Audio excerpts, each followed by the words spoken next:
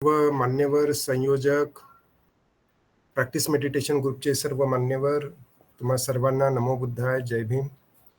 आणि आज मी एका ज्वलंत विषयावर, जो बहुतांश चर्चेचा विषय असतो, आणि नेमकं खरं कारण काय, आणि खरोखरच बुद्धाने गृहत्याग करताना कुठल्या कारणांमुळे गृहत्याग केला, या संदर्भात अनेक प्रश्न उपप्रश्न तयार होतात आणि त्याच्यावर फार मोठं उलट-सुलट चर्चा होतानाही आपल्याला दिसते. एकंदरीतच ही जी चर्चा आहे, ही चर्चा बरेचदा एकांगी होत असते. आपण दोन्ही बाजू तपासून न पाहता आपण माहितीच्या अभावी आपण आपलं मत व्यक्त करत असतो. सिद्धार्थ गौतमाने गृहत्याग का केला? हा एक महत्त्वपूर्ण प्रश्न बाबासाहेबांनी बुद्ध आणि त्याच्या धम्मग्रंथामध्ये प्रामुख्यानं मांडून त्यावर चर्चा घडवून आणावी, असं बाबासाहेबांनी आपलं मत व्यक्त केलं. एकंदरीतच बुद्ध आणि त्याचा धम्मग्रंथ हा सर्व भारतीयांनाच एक जवळचा आणि आपलासा वाटण्याचं कारण की तो डॉक्टर बाबासाहेबांच्या लेखणीतून तो तयार झालेला आहे आणि त्याचं एक आगळं-वेगळं महत्त्व आहे. आधुनिक भारतामध्ये या ग्रंथाला फार मोठं महत्त्वही आहे. हे जरी सत्य असलं, तरी या ग्रंथामध्येच बाबासाहेब असं म्हणतात, की आता बुद्ध आणि त्याचा धम्म या ग्रंथामध्ये जे 4 प्रश्न उपस्थित केलेले आहेत बाबासाहेबांनी, त्या ग्रंथावर चर्चा करण्यात यावी आणि लोकांनी हा ग्रंथ वाचून चर्चा घडवून आणावी, असा बाबासाहेबांचा एकंदरीत हेतू आपल्याला दिसून येतो. बाबासाहेब या ग्रंथामध्ये असं म्हणतात, की भगवान गौतम बुद्धांनी प्रवज्या का ग्रहण केली? बुद्धांच्या शिकवणे 4 आर्य सत्यांचा अंतर्भाव होतो काय? कर्म आणि पुनर्जन्म आणि भिक्खू निर्माण करण्यात बुद्धांचा हेतू काय होता? थोडक्यात जो पहिला प्रश्न आहे, सिद्धार्थ गौतमाने प्रवज्या अर्थात गृहत्याग का केला किंवा त्याचं कारण काय, या संदर्भात आज आपण चर्चा करणार आहोत आणि हा एक महत्त्वपूर्ण विषय मी आज तुमच्यासमोर मांडत आहे. खरं तर हा थोडासा कॉन्ट्रोव्हर्शियल आहे. कॉन्ट्रोव्हर्शियल यासाठी आहे, की आपण जेव्हा बाहेर कुठल्या विहारांमध्ये जातो, परदेशस्थ जातो आणि तिथे आपण पाहतो, की बुद्धाने गृहत्याग का केला? तर त्याची प्रामुख्याने 4 कारणं आपल्याला म्हणजे आपण सांगतोय किंवा आपल्याला सांगण्यात येतात. ती 4 कारणं म्हणजे सिद्धार्थ गौतमाने एक रोगी पाहिला, एक म्हातारा पाहिला, एक आजारी व्यक्ती पाहिला आणि एक संन्यस्त व्यक्ती पाहिला आणि सिद्धार्थ गौतमाने गृहत्याग केला, असं एक पारंपरिक कारण साधारणतः आपल्याला सांगण्यात येते आणि हे सर्व देशांमध्ये म्हणजे भारतासह. परंतु आपण ज्या ग्रंथाचं वाचन केलंय, तो ग्रंथ म्हणजे बुद्ध आणि त्याचा धम्मग्रंथ. या ग्रंथामध्ये मात्र बाबासाहेब वेगळी भूमिका मांडताना आपल्याला दिसतात आणि त्यामुळं बरेचदा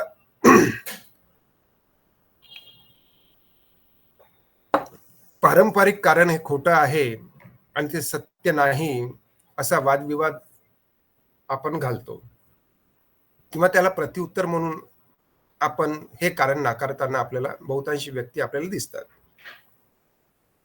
परंतु बाबासाहेबांची भूमिका काय आहे, हे समजून न घेतल्यामुळं काही अंशाने हा गोंधळ होत असताना मला दिसतोय. ते कारण म्हणजे की बाबासाहेब जे 4 मुद्दे मांडतात आणि ते स्पष्ट करतात, की या 4 मुद्द्यांवर आपण चर्चा घडवून आणावी. त्यांचा हेतू अगदी स्पष्ट आहे, की लोकांनी या प्रश्नांवर चर्चा करावी. परंतु चर्चा करताना तुम्हाला पाली साहित्य किंवा पाली त्रिपिटकामध्ये ओरिजिनल लिटरेचरमध्ये म्हणजे मूळ साहित्यांमध्ये बुद्धाच्या शिकवणीमध्ये हे सर्व कसं आलेलं आहे आणि कशा पद्धतीनं त्याची मांडणी झालेली आहे, हे सुद्धा बघून त्यावर चर्चा करावी, असा बाबासाहेबांचा एकंदरीत हेतू दिसतो. त्याचं दुसरं कारण असं, की जेव्हा तुम्ही वाचन करणार, चर्चा करणार, तर आपोआपच त्यातून धम्माच्या प्रचार आणि प्रसाराला गती प्राप्त होते. हे एक महत्त्वाचं कारण आणि बाबासाहेबांचा तोच हेतू आहे, की लोकांनी चर्चा घडवून आणावी. तर चर्चा घडवून आणताना तुम्हाला इतर साहित्यांचा आधार घ्यावा लागेल आणि त्याच्यावर चर्चा घडवून आणावीच लागेल. तर बाबासाहेब जे म्हणतात, की जे बौद्ध धर्मीय आहेत, त्यांनी निदान साधारण चर्चेसाठी तरी हे प्रश्न मांडावेत आणि त्यावर टाकता येईल तेवढा प्रकाश टाकावा. म्हणजेच बुद्धाने त्याच्या धम्मग्रंथामध्ये बाबासाहेबांची उपरोक्त जे प्रश्न बाबासाहेबांनी उपस्थित केले आणि त्याची उत्तरही बाबासाहेब देतात. आणि ही चर्चा घडवून आणावी असं बाबासाहेबांना का वाटतं? की ज्याप्रमाणे मी तुम्हाला सांगितलं, की पाली त्रिपिटक साहित्यामध्ये या प्रश्नांची उत्तरं दिलेली आहेत. परंतु लोकांनी ते वाचावं, हा त्याच्या पाठीमागचा एक महत्त्वपूर्ण उद्देश बाबासाहेब साध्य करू इच्छितात आणि त्यासाठीच बाबासाहेब हे काही प्रश्न आपणांपुढे उपस्थित करताना दिसतात. या ग्रंथाच्या प्रस्तावनेमध्येच बाबासाहेब असं म्हणतात, की हा ग्रंथ वाचत असताना अन्य काही पुस्तकांचं किंवा अन्य काही ग्रंथांचं सुद्धा तुम्ही वाचन केलं पाहिजे आणि ती अन्य पुस्तकं म्हणजे बुद्ध आणि कार्ल मार्क्स, प्राचीन भारतातील क्रांती आणि प्रतिक्रांती हे 2 महत्त्वपूर्ण ग्रंथ होत. आज आपण बाबासाहेबांनी उपस्थित केलेल्या पहिल्या प्रश्नांवर आपण चर्चा घडवून आणत आहोत आणि ही चर्चा मी पाली साहित्याच्या आधारे तुमच्यापुढे मांडण्याचा प्रयत्न करतो आहे. बाबासाहेब ज्या पद्धतीनं सिद्धार्थ गौतमाच्या गृहत्यागाचं कारण मांडतात, ते कारण खरं की खोटं, सत्य काय आहे, हे तुम्ही या व्याख्यानाच्या शेवटी तुम्ही ठरवायचं आहे. प्रत्येकाची मतं भिन्न असू शकतील, परंतु त्यावर चर्चा करणं गरजेचं आहे आणि म्हणूनच मी तुमच्यापुढं आज आज ही चर्चा पुढे नेण्याचा प्रयत्न करतो आहे. तर पारंपरिक कारण असं आहे, की एक दिवस सिद्धार्थ गौतम शहरामध्ये फेरफटका मारण्यासाठी बाहेर जातात. त्यावेळी त्यांना एक म्हातारा दिसतो, एक रोगी दिसतो, एक मृत व्यक्ती दिसतो आणि एक श्रमण दिसतो.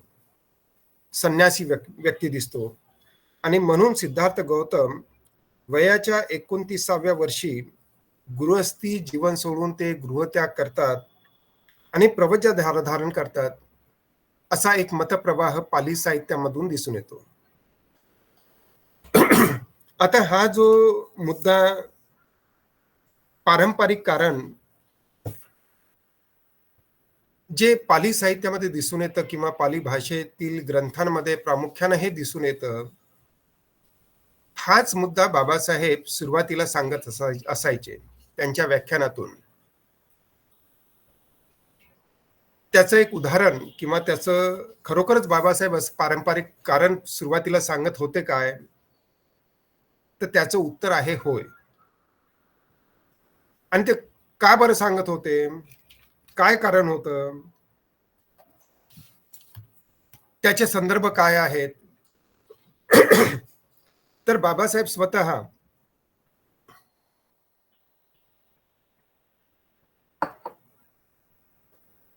17 मे 1941 रोजी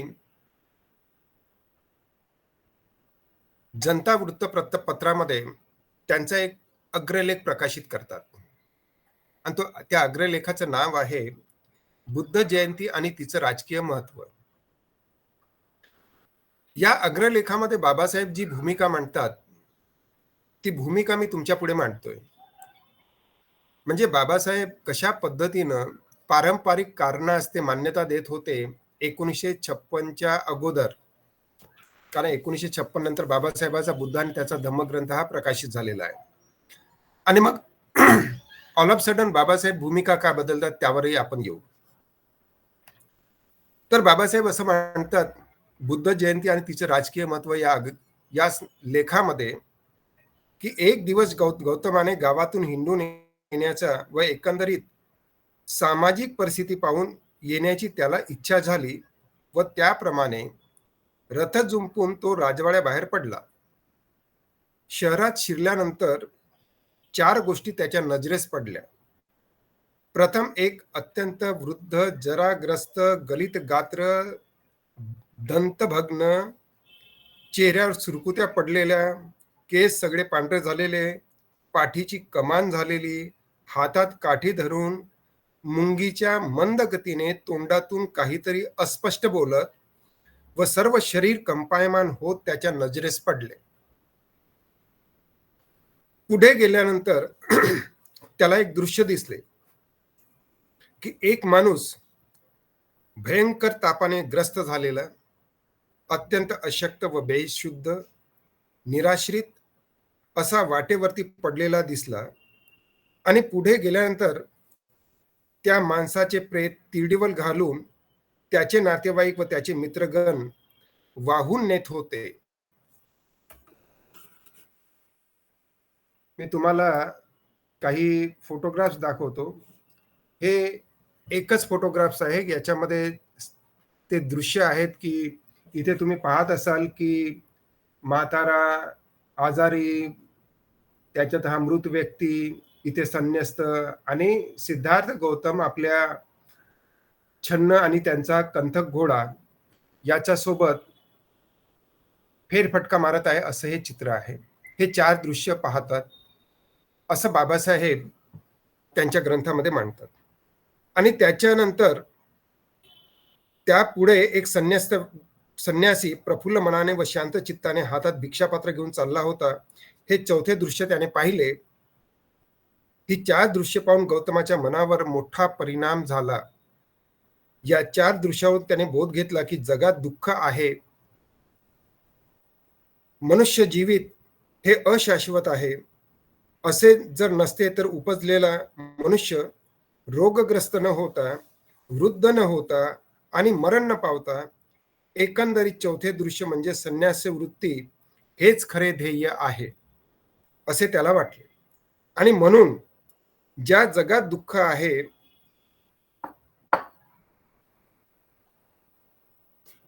जरा आहे ज्या जगात दुःख आहे, मनुष्य जीवित हे अशाश्वत आहे. ज्या जगात दुःख आहे आणि मरण आहे, अशा संसारात काहीच अर्थ नाही, असे सिद्धार्थाला वाटू लागले. अशाच विचारांच्या जाळ्यात सापडलेला असताना त्याची पत्नी यशोधरा प्रसूत होऊन तिला एक मुलगा झाल्याचे वृत्त त्याला कळविण्यास आले. ही एक जादा बेडी आपल्या पायात पडली असे त्यास वाटले. तथापि संन्यास घेण्याचा त्याचा निश्चय कायम झालेला होता व त्याप्रमाणे आपला निश्चय त्याचा बाप शुद्धोदन यास जाऊन त्याने कळविला. अर्थात गौतमाने असे काही करू नये म्हणून राजवाड्यामध्येच नाना तऱ्हेचे करमणुकीचे मनोरंजनाचे प्रयोग करून या निश्चयापासून गौतमास परावृत्त करण्याचा प्रयत्न केला. परंतु गौतमाचा निश्चय झाला होता. तथापि राजाला कळविल्याशिवाय पळून जाणे योग्य नाही, म्हणून आपला मनोदय अंमलात आणण्याचा निर्धार केला आहे हे सांगण्याकरता तो राजवाड्यात गेला. आणि पुढे बाबासाहेब असं म्हणतात की नंतर शुद्धोधन राजाने त्याच्यासाठी कडेकोट बंदोबस्त केला आणि तो बाहेर जाऊ नये म्हणून त्याच्यावर पहारा ठेवला.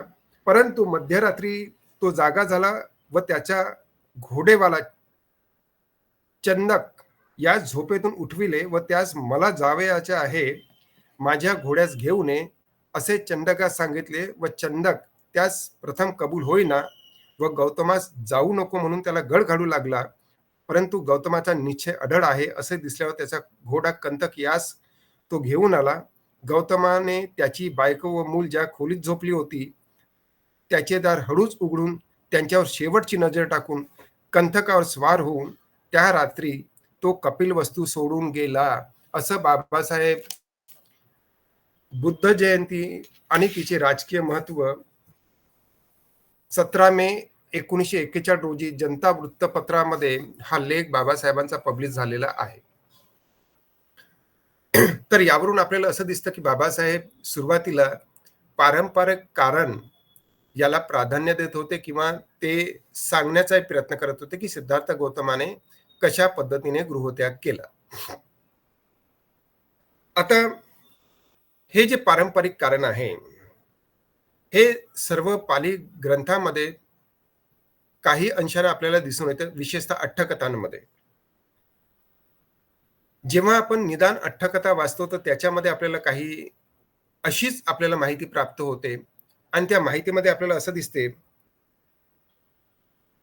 की शुद्ध कायिका देवता म्हणजे शुद्ध वासामधील ह्या ज्या देवता आहेत, त्या देवता पृथ्वीवर येतात आणि पृथ्वीवर आल्यानंतर सिद्धार्थ गौतमाने आता गृहत्याग करावा, याकरिता ते हे 4 निमित्त उत्पन्न करतात आणि हे 4 निमित्त पाहून सिद्धार्थ गौतमाच्या मनामध्ये संवेग उत्पन्न होतो आणि ते गृहत्याग करतात आणि अशा प्रकारे या देवता लोकांनी जे 4 निमित्त उत्पन्न केले, ते पाहून सिद्धार्थ गौतम गृहत्याग करताना आपल्याला दिसतात.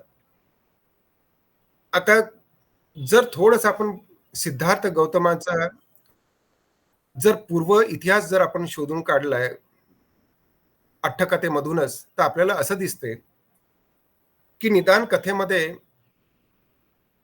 सिद्धार्थ गौतम हे तुषित देवलोकांमध्ये आहेत आणि तुषित देवलोकांमध्ये असताना सर्व चक्रवालातील सर्व देव-देवता हे सिद्धार्थ गौतमांकडे जातात आणि गौतमांकडे गेल्यानंतर ते सिद्धार्थ गौतमांना विनंती करतात,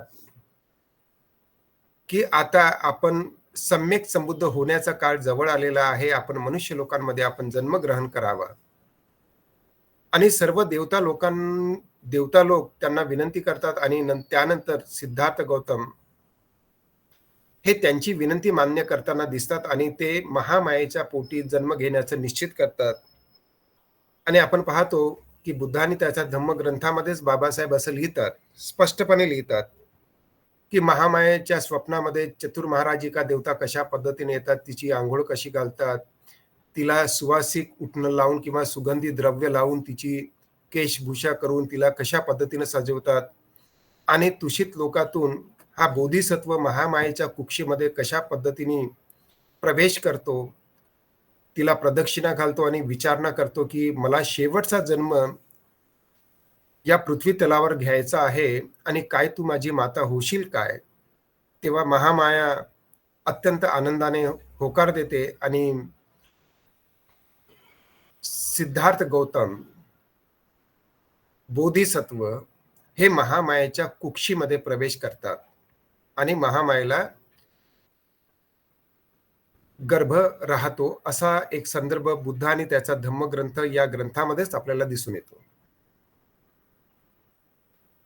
आता जेव्हा देवता लोक सिद्धार्थ गौतमाला विनंती करतात, की आपण मनुष्य लोकांमध्ये जन्मग्रहण करावा. त्याच्यानंतर जन्मग्रहण करण्यासाठी महामायेच्या कुक्षीमध्ये ते जन्मग्रहण करतात. तेव्हाही चतुर महाराजिका देवता कुणीही इजा पोहोचवू नये म्हणून महामायेचं रक्षण करतात. हे सर्व आपल्याला पाली साहित्यामध्ये दिसून येतं. एवढंच नाही तर हे जे देवता असतात त्यांना माहीत असतं, की आता सिद्धार्थ गौतमाने जन्म घेतलेला आहे आणि ते योग्य वेळेची वाट पाहत असतात, की सिद्धार्थ गौतमाने कधी गृहत्याग करावा आणि ते गृहत्यागाची वेळ आता जवळ आलेली आहे. म्हणून शुद्धवासिक देवता ते निमित्त उत्पन्न करतात आणि ते निमित्त पाहून त्यांच्या मनामध्ये एक संवेग उत्पन्न होतो, की मी गृहत्याग केला पाहिजे आणि त्याचा परिणाम म्हणून सिद्धार्थ गौतम गृहत्याग करतात. असे काही संदर्भ आपल्याला निश्चितच दिसून येतात आणि सिद्धार्थ गौतमाचा अशा पद्धतीनं गृहत्याग होताना आपल्याला दिसतो.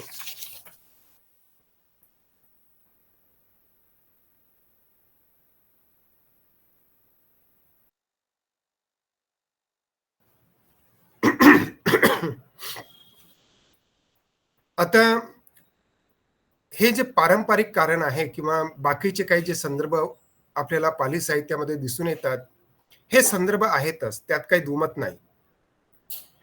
परंतु दुसरेही काही संदर्भ आहेत, की जे संदर्भ मी तुमच्या पुढे मांडतोय आणि त्यावरून तुम्ही हे निश्चित करायचं, की सत्य काय आहे, बाबासाहेब काय सांगण्याचा प्रयत्न करतात आणि आपल्याला चर्चा करायला का प्रवृत्त करतात, हे तुमच्या लक्षात येईल. आता विनय पिटक जो त्रिपिटकाचा एक भाग आहे, त्यात विनय पिटकाच्या महावग्ग अट्टकथेमध्ये हे अगदी स्पष्टपणे नमूद करण्यात आलेलं आहे, की प्रवज्या म्हणजे गृहत्यागाच्या वेळेस सिद्धार्थ गौतमाचं वय हे 29 वर्ष होतं. आणि त्यावेळेस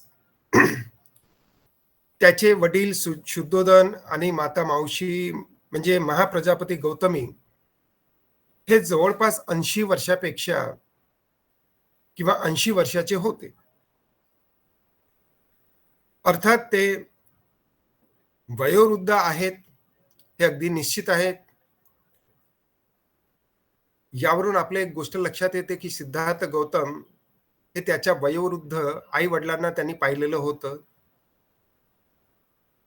दुसरं की ते त्यांच्या आयुष्यामध्ये कधी ना कधी आजारी पडले असतीलच. सिद्धार्थ गौतमांनी त्यांनाही पाहिलं असेल, की कुणीतरी आपल्या कुटुंबातील आजारी पडलेलं आहे आणि त्याची माहिती त्यांना असेलच. आणि इतक्या वर्षाच्या कालावधीमध्ये त्यांच्या कुटुंबातील कुणाचं ना कुणाचं निधन झालंच असेल, हे सुद्धा आपण ग्राह्य धरू शकतो. एवढंच नाही, तर सिद्धार्थ गौतमाची आई महामाया सिद्धार्थ गौतमाच्या जन्मानंतर 7 दिवसांनी तिचं निधन झालं होतं. हे सुद्धा सिद्धार्थ गौतमाला माहीत नसेल काय? असे काही प्रश्न आपल्याला आपल्या मनामध्ये उपस्थित होतात. परंतु अनेक लोकांचा असा विश्वास आहे, की सिद्धार्थ गौतमाने वयाच्या 29व्या वर्षापर्यंत ते राजवाड्यातच राहिले. ते कधीही शहरात फेरफटका मारला नाही. असा काही लोकांचा विश्वास आहे. परंतु आपल्याला हे माहीत आहे, की सिद्धार्थ गौतम बालपणीच ते वप्पमंगल उत्सव साजरा करण्यासाठी सर्व राजा जेव्हा नांगर चालवायचा शेतामध्ये, तर तो एक वप्पमंगल उत्सव साजरा करायचे आणि त्यावेळेस सिद्धार्थ गौतमाला त्या कार्यक्रमासाठी नेण्यात आलं होतं. त्यांनी पहिलं ध्यान तिथं केलं होतं. हे बरेचसे संदर्भ आपल्याला कळवतात, की तो काही बंदिस्त राहिलेला नव्हता. म्हणजे त्यांनी कधी पाहिलंच नाही असं होत नाही. दुसरे काही संदर्भ आपल्याला असे दिसतात, की पाली साहित्यामध्ये राहुल वथ्थू कथा या नावाची एक कथानक आपल्याला दिसते. आणि त्याच्यामध्ये काही संदर्भ आपल्याला प्राप्त होतात, की सिद्धार्थ गौतम बुद्ध झाले आणि जेव्हा ते कपिलवस्तूला आले,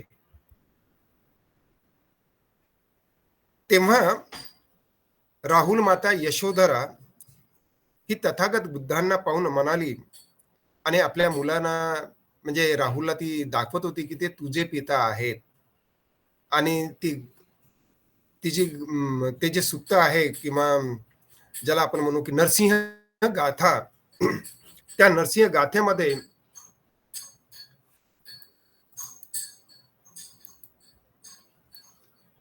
ती असं सांगते राहुलला सांगते, की तो जो राजकुमार म्हणजे आता ते बुद्ध खाली जाताना तुम्हाला चित्रामध्ये दिसतात आणि राहुल माता म्हणजे यशोधरा ती राहुलला सांगते, की ते तुझे पिता नरसिंह ते कसे आहेत नरसिंह आणि त्याचं गुणगान करत असताना राहुल माता यशोधरा राहुलला सांगते, की तुझे पिता कसे आहेत, कसे नरसिंह आहेत आणि ती नरसिंह गाथा आपण नेहमी तिचं पठण करत असतो, तिचं वाचन करत असतो. ती नरसिंह गाथा मी आज तुम्हाला वाचून दाखवत नाही. परंतु नरसिंह गाथा तुमच्या पूजापाठेच्या पुस्तकांमध्ये ती आलेली आहे. तुम्ही आवर्जून पाहावी, की कशा पद्धतीनं ती त्या नरसिंह गाथेमध्ये बुद्ध कसे आहेत, याचं वर्णन त्या ठिकाणी आलेलं आहे. ती सांगते आहे, ती असं म्हणते, की राहुल वथ्थू कथेमध्ये, की तो जो राजकुमार जो सोन्याच्या पालखीमध्ये बसून राजसी वस्त्र धारण करून शहरात फेरफटका मारत असे, तोच आज केशमुंडन करून भगवी वस्त्रे परिधान करून हातात भिक्षापात्र घेऊन भिक्षा मागित आहे. या संदर्भावरून आपल्याला असं दिसून येते की सिद्धार्थ गौतम हे राजसी वस्त्र घालून सोन्याचा पालखीत बसून शहराचा फेरफटका कधी कधी ते करीत असत. याचा अर्थ ते बंदिस्त नव्हते, तर ते फेरफटका मारायला शहरामध्ये सोन्याच्या पालखीमध्ये बसून रथामध्ये बसून ते फिरत असत. याचा अर्थ त्यांना जनमानसाबद्दल लोकांबद्दल माहिती होती हे स्पष्ट होते. दुसरे असं की शाक्यांमध्ये एक परंपराही होती की श्रमणांना भिक्षा द्यावी आणि भिक्षा देणं हे गृहस्थांचं कर्तव्य त्यावेळेस होतं. आणि आपण पाहतो की महामाया जेव्हा तिला गर्भ राहतो म्हणजे ती गर्भवती राहते, ती स्वप्न पाहते त्यावेळेस ब्राह्मणांना बोलावण्यात येतं आणि त्यांनाही भिक्षा देण्यात येतं. त्यांना अन्नपान देण्यात येतं, भरपूर दान देण्यात येतं, भविष्य वधवून घेण्यात येतं. हे सगळं आपण पाहतो. तर पूर्व परंपरा कशा होत्या हे सुद्धा आपल्याला कळतं. आणि त्यामुळंच सिद्धार्थ गौतमाने हे 4 दृश्य पाहिली आणि गृहत्याग केला. यावर विश्वास ठेवणं थोडंसं कठीण जातं. मग आता बाबासाहेब या बुद्ध आणि त्याच्या धम्मग्रंथामध्ये वेगळं कारण का मांडतात? की जेव्हा की पारंपरिक कारण ते बुद्ध जयंती आणि तिचं राजकीय महत्त्व या विषयावर अग्रलेख लिहून बुद्धांनी गृहत्याग का केला त्याची कारण मीमांसा करत असताना बाबासाहेब हे 4 पारंपरिक कारणच देतात. आणि नंतर मग मात्र ती आपली भूमिका बुद्ध आणि त्याच्या धम्मग्रंथामध्ये ते बदलतात. आणि ते प्रश्न उपस्थित करतात की याच्यावर आपण चर्चा करावी. ते बाबासाहेब कुठल्या आधारावर असं बोलतात? आणि बाबासाहेबांचं हे मत बुद्ध आणि त्याच्या धम्मामध्ये जे आलेलं आहे ते पारंपरिक कारणापेक्षा का भिन्न आहे? तर बाबासाहेब त्याची जी मांडणी करतात ते बाबासाहेब असं म्हणतात, की पारंपरिक कारण जे आहे, हे आधुनिक कारणापेक्षा वेगळं आपल्याला दिसून येतं. त्याचं कारण असं बाबासाहेब असं म्हणतात, की सिद्धार्थ गौतम हा शाक्य संघाचा सभासद होता. आणि आपल्याला हेही माहीत आहे, की बुद्ध शाक्यवंशीय आहेत आणि कपिलवस्तू जी नगरी होती, तिथं सर्व शाक्य होते आणि ते एक डेमोक्रॅटिक स्टेट होतं. लोकशाही मानणारं एक राज्य होतं आणि तिथे सिद्धार्थ गौतम हे ठराविक वयानंतर त्या संघाचे सभासद झालेले होते. हे आपल्याला दिसते. आणि आपल्याला हे पण माहीत आहे, की शाक्य आणि कोलीय यांच्यामध्ये नेहमीच वाद होत असत. रोहिणी नदीमुळे शाक्य आणि कोलियांमध्ये त्या रोहिणी नदीच्या पाण्यावरून नेहमीच वाद होताना आपल्याला दिसून येतात. आणि अशातच सिद्धार्थ गौतमांच्या वयास 28 वर्षे पूर्ण होतात आणि त्या वर्षी शाक्य आणि कोलीय यांच्यामध्ये संघर्ष उभा राहतो आणि त्या संघर्षाचा परिणाम म्हणून सिद्धार्थ गौतमांना शिक्षा देण्यात येते. कारण काय की त्यांनी विरोध केलेला असतो आणि त्या शिक्षेचा परिणाम म्हणून सिद्धार्थ गौतमाला गृहत्याग करावा लागतो. त्याला पारिव्राजिक व्हावं लागतं आणि त्या शिक्षेचा परिणाम म्हणून त्यांना कपिलवस्तू सोडून जावी लागते आणि अशा पद्धतीने त्यांचा गृहत्याग होतो. अशी एक मांडणी बाबासाहेब बुद्ध आणि त्याच्या धम्मग्रंथामध्ये ती मांडणी करतात. परंतु ही मांडणी करत असताना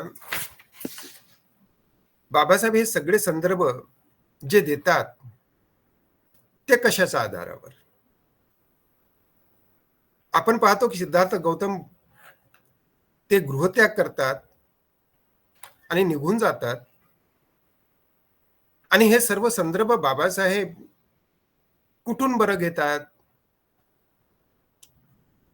तर आपलं असं लक्षात येईल, की हे जे संदर्भ बाबासाहेब जे मांडतात, हे पारंपरिक कारणांमध्ये काही आपल्याला तर काही दिसून येत नाही. तर हे सर्व संदर्भ बाबासाहेब धर्मानंद कोसंबी लिखित एक नाटक जे होतं, बोधिसत्व, त्या नाटकातून बाबासाहेबांनी हे सगळे संदर्भ घेतल्याचं आपल्याला दिसून येतं. बुद्ध आणि त्याचा धम्मग्रंथ या ग्रंथावर अनेक लोकांनी संशोधन केलंय. ॲडलम फिस्केनी ह्या ग्रंथामध्ये बाबासाहेबांनी कुठून हे सगळे संदर्भ गोळा केलेत, याच्यावर तिने संशोधन केलं. या ग्रंथावरून जेव्हा मोठा वादविवाद उत्पन्न झाला, तेव्हा या ग्रंथाचे संदर्भ देण्याचं कार्य भदंत आनंद कौशल्यान यांनी केल्याचं आपल्याला दिसून येतं. त्याच्यानंतर नंतरही याच्यावर संशोधन होत राहिली आणि हे स्पष्ट झालं नंतरच्या घटनांमधून, की बाबासाहेबांनी हे जे संदर्भ घेतलेले आहेत, ते सर्व बोधिसत्व या नाटकातून घेतलेले आहेत आणि हे नाटक धर्मानंद कोसंबी यांनी लिहिलेलं होतं.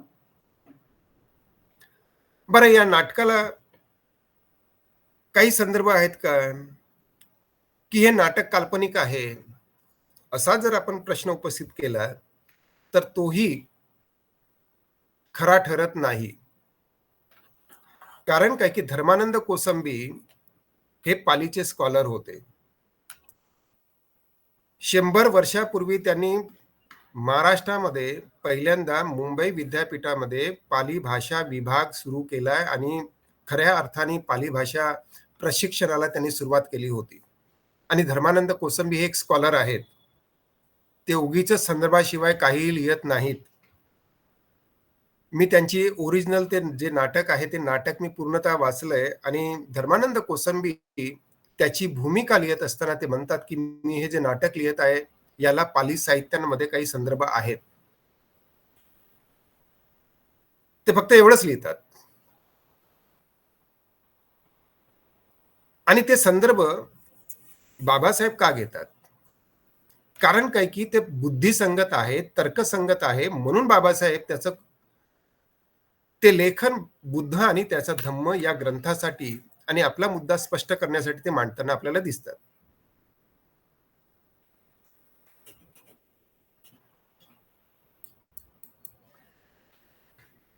आणि आपण पाहतो, की सिद्धार्थ गौतमाचा जो गृहत्याग आहे, कंटक घोड्यावरून जाताना, हे सर्वसामान्यपणे बऱ्याचशा शिल्पांमधूनही आपल्याला दिसते, चित्रांमधूनही ते मांडण्याचा बरेचदा प्रयत्न झालेला आहे.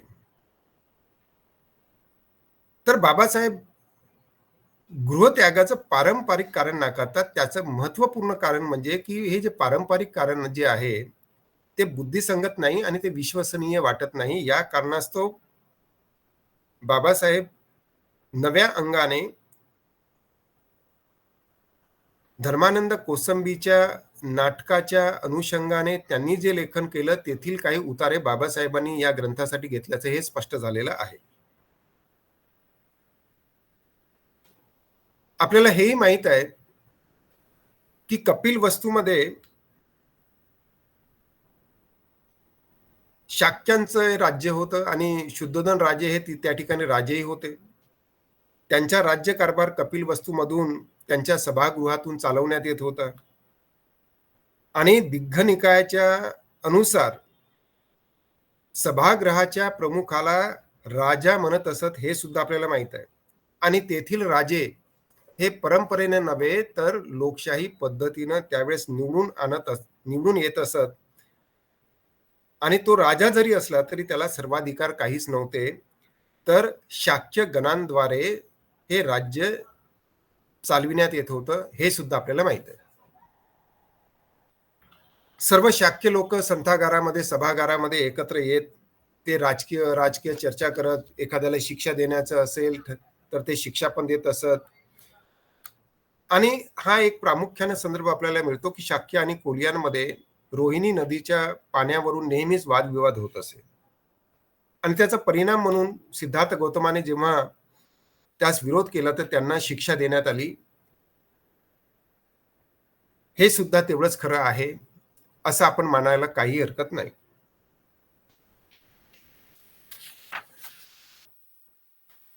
तर हे जे नाटक जे आहे, बोधिसत्व आणि बाबासाहेबांनी जे मुद्दे उपस्थित केले आणि अनेक सुत्तांमधून मी जेव्हा वाचलेत, तर मला माझंही असं लक्षात आलं, की सुत्त वाचत असतानाच असे काही सुत्त आहेत, जसं सुत्त निपातामध्ये अत्तदंड सुत्त आहे, पबज्जा सुत्त आहे किंवा दुसरे मज्जिम निकायामध्ये महासचक सुत्त आहे, बोधिराजकुमार सुत्त आहे, पासरासिक सुत्त आहे, आर्य परिसेना सुत्त आहे. या सुत्तांचा जेव्हा मी अभ्यास करत होतो, तर तेव्हा माझंही असं लक्षात आलं, की बुद्ध या सुत्तांमधून वेगळेपणानं नवीनच काही सांगता आहेत आणि ते पटण्याजोगं आहे. त्यातील काही तुमच्या पुढे मांडतोय आणि त्याची खातरजमा मी तुम्हाला करून देतो, की बाबासाहेब जे काही बुद्ध आणि त्याचा धम्म ग्रंथामध्ये जी मांडणी करतात, त्या मांडणीला पाली साहित्याचा आधार कसा आहे, हे मी समजून सांगण्याचा प्रयत्न करतो. सुरुवातीला मी पबज्जा सुत्तामध्ये किंवा इतर सुत्तामध्ये न जाता मी बोधी राजकुमार सुत्तामध्ये बुद्ध स्वतः धर्मोपदेश करत आहेत आणि धर्मोपदेश करत असताना बुद्ध म्हणतात, मी पाली कोटेशन मी काही वाचत नाही, परंतु तुम्ही आर्य परिसना सुत्त किंवा बोधी राजकुमार सुत्त वगैरे जर तुम्ही वाचलं, तर त्याच्यामधून तुम्हाला हे कळेल, की बुद्ध असं सांगतात. मी पाली कोटेशनच वाचून दाखवतो, म्हणजे तुमचं लक्षात येईल, की खरोखरच बाबासाहेब जी भूमिका मांडतात त्याला पाली साहित्याचा आधार आहे.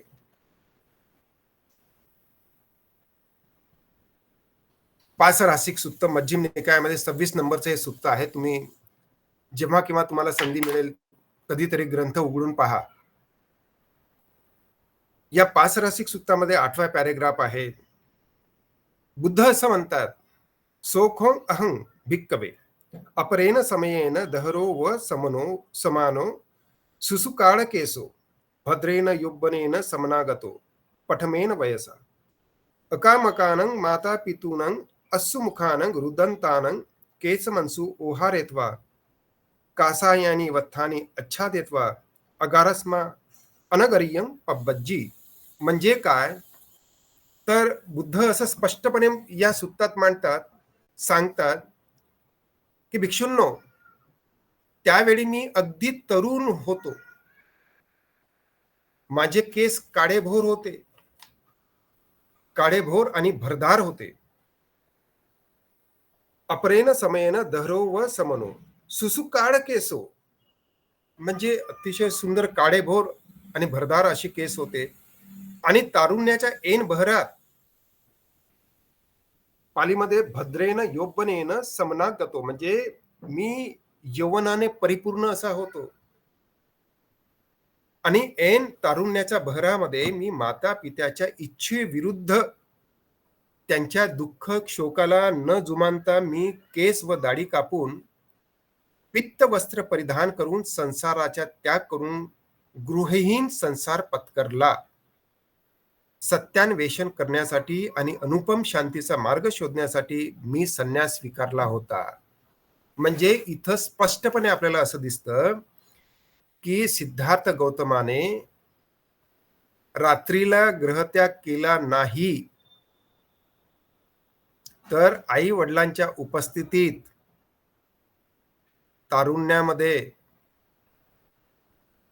आई वडिलांच्या इच्छेविरुद्ध त्यांच्या दुःख शोकाला न जुमानता पित्त वस्त्र धारण करून संसाराचा त्याग करून गृहहीन संसार पत्करला, असं बुद्ध स्वतः पासरासिक सुत्तामध्ये ते मांडतात.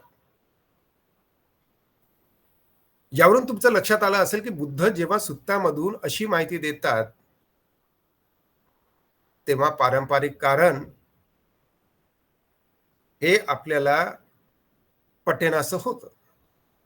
दुसरेही काही सुत्त आहेत. मी तर अनेक सुत्तांची नावं तुम्हाला सांगितली आणि काही सुत्तांचा उल्लेख सर्वच मी वाचून दाखवत नाही. 1-2 आपला मुद्दा स्पष्ट करण्यासाठी पुरेसे आहेत.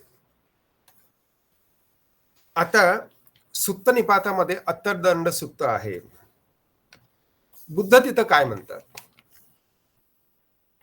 हाती धारण केलेल्या दंडापासून भय उत्पन्न झाले. परस्परांशी कलह करणाऱ्या लोकांकडे पहा. ज्या योगे मला संवेग प्राप्त झाला आहे, तो संवेग आता मी सांगतोय. आणि तो संवेग म्हणजे कसा? थोड्या पाण्यात तडफडणाऱ्या माशांप्रमाणे परस्परांशी विरोध करून तडफड करणाऱ्या लोकांना पाहून माझ्या अंतःकरणात भय शिरले. म्हणजे हा जो लढा होता शाक्य आणि कोली यांच्या संदर्भातील म्हणा किंवा सर्वसामान्य जीवनांमध्ये सिद्धार्थ गौतमाने जे काही पाहिलं ते, आणि ते म्हणतात की त्यांना काय वाटलं की हे सभोवतीचं जग असार आहे, सर्व दिशा कंपित होत आहेत. यात माझ्यासाठी निवाऱ्याची जागा शोधित असता ती मला कुठेच आढळेना, आणि शेवटच्या म्हणजे मरणाच्या दारी असतानाही हे लोक भांडत आहेत. हे पाहून मला जगाचा अत्यंत कंटाळा आला. तेव्हा आपल्याच हृदयातील दुर्दर्श असे शल्य मला दिसले आणि गृहत्याग केलं. आणि हे अत्तदंडात सुत्तातील पाली सुत्तांचं भाषांतर मी तुम्हाला वाचून दाखवलं. त्याच्यानंतर आणखी एक सुत्ताचं मी तुमच्या पुढे मी वाचन करतोय.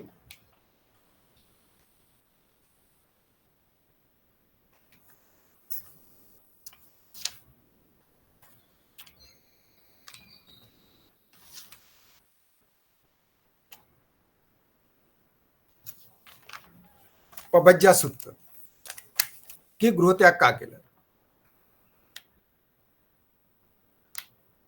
आता बुद्ध असं म्हणतात, मी प्रवज्जा का केली, का घेतली, आणि हे पबज्जा सुत्तामध्ये ते आलेलं आहे.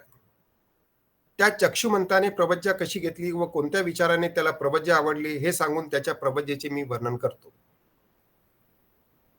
संबोधाय घरावासो रजसायतनं इतं अभ्योकासो च पबज्जा इति दिस्वानं पपज्जी. म्हणजे गृहस्थ राहणं, म्हणजे घरामध्ये राहणं म्हणजे गर्दी व घाणीचे आगार, आणि प्रवज्जा म्हणजे मोकळी हवा, असे पाहून प्रवज्जा घेतली असं बुद्ध या सुत्तातून सांगण्याचा प्रयत्न करतात. थोडक्यात काय, तर गृहत्यागाची कारणं किंवा बुद्ध ज्या पद्धतीनं भिक्खूंना सांगतात की मी गृहत्याग करताना माझे आई वडील कसे रडत होते, अश्रुमुखे कसे रडत होते, त्यांच्या विरोधाला किंवा त्यांच्या विरुद्ध जाऊन त्यांच्या दुःख शोकाला न जुमानता मी गृहत्याग केला, गृहहीन संस्कार गृहहीन संन्यास मी पत्करला, असं बुद्ध जेव्हा अर्य परिसेना सुत्तामध्ये सांगतात, स्वतः सांगतात, आणि त्याचे संदर्भ पाली साहित्यामध्ये आलेले आहेत. म्हणजे हे एक कारण आहे, आणि हे एक महत्वाचं कारण यासाठी आहे कारण काय की हे कारण तर्कसंगत आहे, बुद्धिसंगत आहे, असं आपल्याला म्हणता येईल. जेव्हा की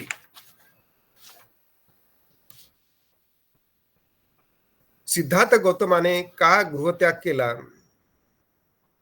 आणि जे पारंपरिक कारण आपल्याला सांगण्यात येतं, हे कारण बुद्ध वंशामध्येच आपल्याला दिसून येते. आणि हा बुद्ध वंश पाली हा ग्रंथ साधारणतः अट्टकथेवर आधारित असून साधारणतः बुद्धानंतर 1000 वर्षांनी तो लिहिण्यात आलेला आहे. आणि याच्यामध्येच आपले बुद्ध वंश पालीमध्येच हे संदर्भ प्राप्त होतात, इतर ठिकाणी आपल्याला प्राप्त होत नाही. आणि जसं मी तुम्हाला सांगितलं की सर्व बुद्धांची गृहत्यागाची जी कारणं आहेत ती सर्व बुद्धांची सारखीच कारणं आहेत, असं आपल्याला बुद्ध वंश या ग्रंथाचं जेव्हा आपण वाचन आणि मनन करतो तेव्हा आपल्या लक्षात येतं की प्रत्येक बुद्ध कशा पद्धतीने मनुष्य लोकांमध्ये ते जन्म घेतात, कशा पद्धतीने बुद्धत्व प्राप्ती करतात, कशा पद्धतीने धम्मचक्र प्रवर्तन करतात, गृहत्याग वगैरे, ही सर्व कारण सर्व बुद्धांची सारखीच असतात. त्याच्यामुळे पारंपरिक कारणांमध्ये आपल्याला सिद्धार्थ गौतमाने गृहत्याग का केला याचं पारंपरिक कारण म्हणजे दृश्य पाहिली आणि गृहत्याग केला असं सांगण्यात येतं. परंतु जेव्हा आपण या कारणांचं जेव्हा कारणमीमांसा किंवा चर्चा करतो तर आपलं असं लक्षात येतं की सिद्धार्थ गौतम 29व्या वर्षी जेव्हा गृहत्याग करतात,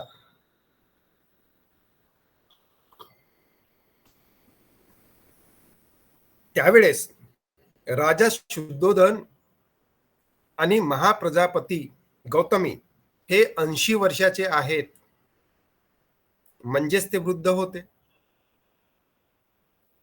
सिद्धार्थाचे माता-पिता त्याच्या आयुष्यामध्ये कधी ना कधी आजारी पडले असतीलच आणि सिद्धार्थ गौतमाने हे पाहिलं असावंच. सिद्धार्थ गौतमाची माता हिचा मृत्यू सिद्धार्थ गौतमाच्या जन्मानंतर काही दिवसांनी म्हणजे 7 दिवसांनी झाला होता. काय हे सिद्धार्थ गौतमाला माहीत नसेल काय? आणि त्यासोबतच 29 वर्षाच्या कालखंडामध्ये काय शुद्धोधन राजाच्या घरी कुणाचं निधनच झालं नाही? असं मानलं तर ते योग्य होईल काय? म्हणजे हा सुद्धा मुद्दा निकाली निघतो. सिद्धार्थ गौतम राजपरिवारात वाढला होता हे आपण मान्य करूया. आणि ही त्यावेळीची परंपरा होती, की भिक्षूंना भिक्षा देणं, दान पुण्य करणं हे कपिलवस्तूमध्ये सहजपणे सर्वदूरपर्यंत ती प्रथा परंपरा होती. असंही आपल्याला दिसून येतं. आपण पाहतो, की असित मुनी सिद्धार्थ गौतमाच्या घरी त्या बालकाला पाहायला येताना आपल्याला दिसतात. ब्राह्मण बालकाचं भविष्य कथन करण्यासाठी येताना दिसतात, वगैरे, वगैरे. एवढंच नाही तर जेव्हा भगवान गौतम बुद्ध कपिलवस्तूमध्ये येतात, तर तेव्हाही ते चारिका करताना आपल्याला दिसतात. म्हणजे थोडक्यात काय तर भिक्षा देणं किंवा भिक्षूंना सन्मान देणं ही त्यावेळीची प्रथा परंपरा होती, हेही आपल्याला दिसून येते.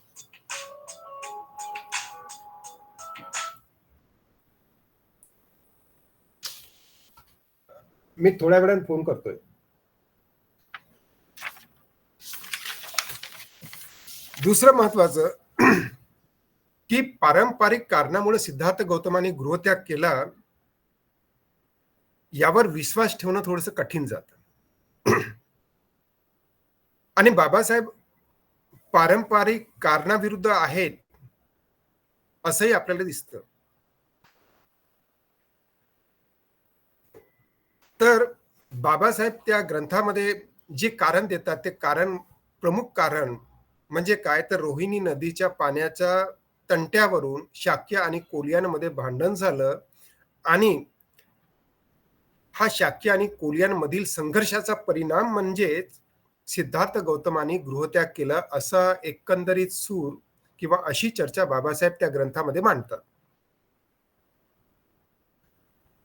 आता पाली साहित्यामध्ये आपल्याला शाक्य संघ त्यावेळेस अस्तित्वात होतं याचे अनेक पुरावे आपल्याला दिसतात.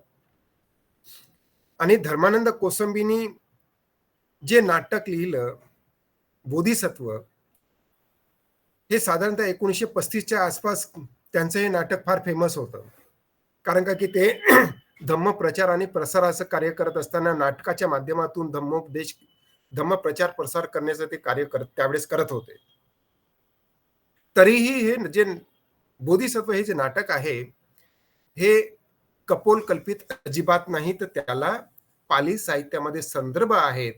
आणि धर्मानंद कोसंबी हे पाली साहित्याचे अभ्यासक आहेत, हे आपण लक्षात घेतलं की आपली शंका दूर होते.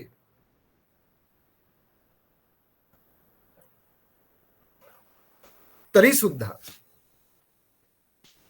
आपल्या असं लक्षात येतं की बाबासाहेबांनी बुद्ध आणि त्यांचा धम्म या ग्रंथामध्ये सिद्धार्थ गौतमाच्या जन्माच्या संदर्भात जे काही त्यांनी मतं मांडली किंवा त्याचं जे रेखाटन केलं, त्याचं जे चित्रण बाबासाहेबांनी सिद्धार्थ गौतमाचा जन्म कसा झाला आणि हे स्पष्टपणे बाबासाहेब मांडतात की महामायेला चतुर्महाराजी का देवता कशा पद्धतीने घेऊन गेलेत.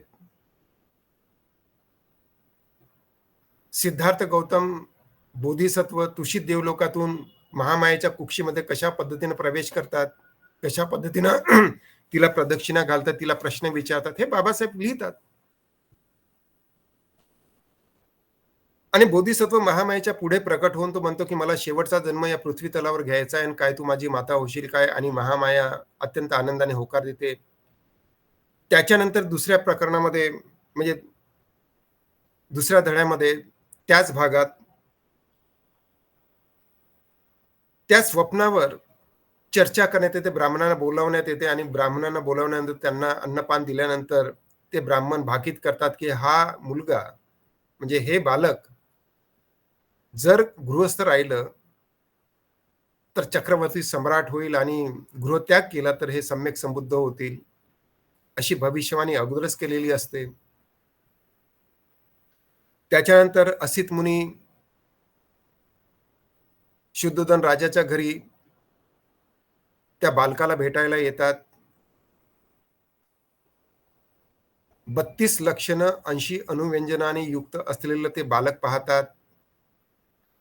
त्याला प्रदक्षिणा घालतात, वंदन करतात आणि भविष्यवाणी करतात. हे निश्चितच बुद्ध होणार आहेत.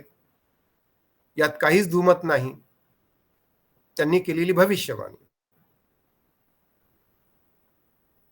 त्याही पुढे बाबासाहेब अशीही मांडणी करताना आपल्याला दिसतात, की सिद्धार्थ गौतमाचं बालपण कसं होतं.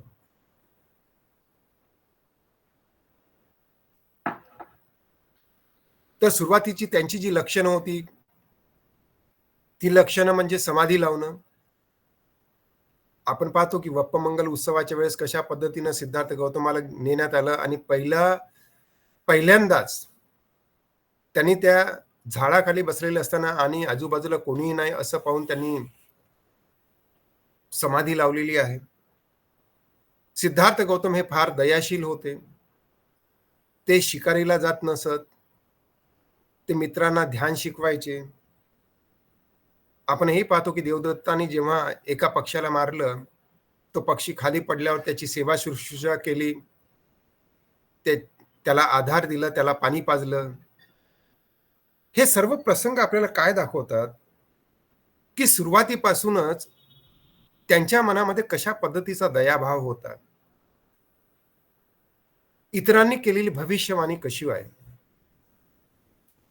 आणि शुद्धोधन राजाने 3 महाल बांधून त्यांच्यावर नजर ठेवण्याचे सर्व प्रयत्न किंवा त्यांना कुठलाही त्रास होणार नाही, खाण्यापिण्यापासून मनोरंजनाची सर्व साधनं त्यांनी उपलब्ध करून दिली. हे सगळे आपण मान्य करतो. तरीही त्याच्यामध्ये बऱ्याचशा चर्चा अशा आहेत, की त्यांचं मन संसारात काही रमत नव्हतं असंही आपल्याला दिसते. शुद्धोधन राजाने कशा पद्धतीने प्रयत्न केलेत, की सिद्धार्थ गौतमाने संसारातच राहावं आणि शुद्धोधन राजाच्या मंत्र्यांनी केलेले प्रयत्न बुद्ध आणि त्याचा धम्म या ग्रंथामध्ये विशेष करून विस्तारानं बाबासाहेबांनी ते मांडलेले आहेत. हे काही जरी असलं तरी गृहत्यागाचं कारण पारंपरिक आणि आधुनिक जे बाबासाहेब मांडतात, या 2 कारणांमध्ये आपल्याला फार मोठी तफावत दिसते. ही तफावत आपण कशी दूर करू? तर प्रथमतः हे सर्व संदर्भ तपासून जेव्हा आपण अभ्यास करतो, तेव्हा आपल्या असं लक्षात येतं, की बाबासाहेब ज्या पद्धतीनं त्याची मांडणी करताना जे कारणं देतात, तीही बुद्धाची वाणी आहे. ते निमित्त मात्र ठरलं काय? की ते केवळ निमित्त होतं का, की तो शाक्य आणि कोलीय यांच्यातील वाद झालाय म्हणून सिद्धार्थ गौतमाने गृहत्याग करून ज्ञानप्राप्ती केली, की हे अगोदरपासूनच ते निश्चित होतं, की सिद्धार्थ गौतम गृहत्याग करतील, संन्यस्त वृत्ती धारण करतील आणि बुद्ध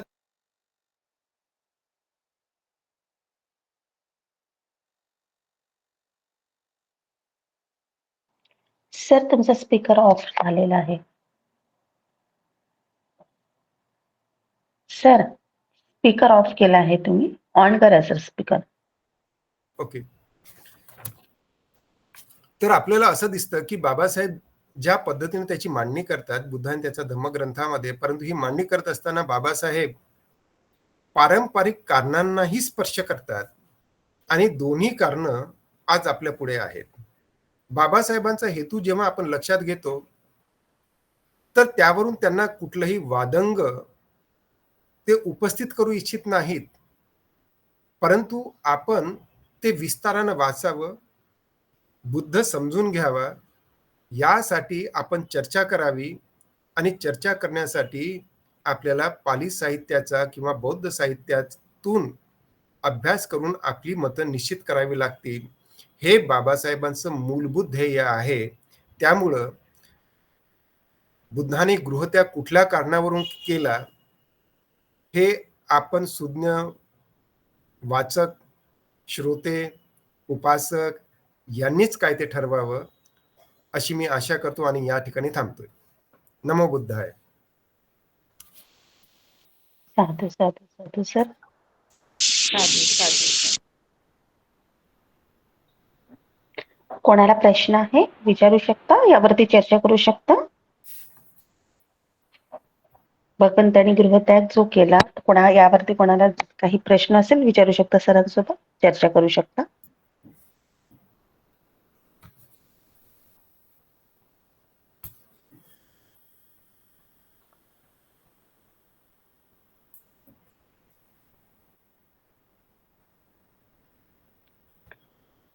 हा बोला मॅम. अनिता मॅम बोला. नमो बुद्धाय.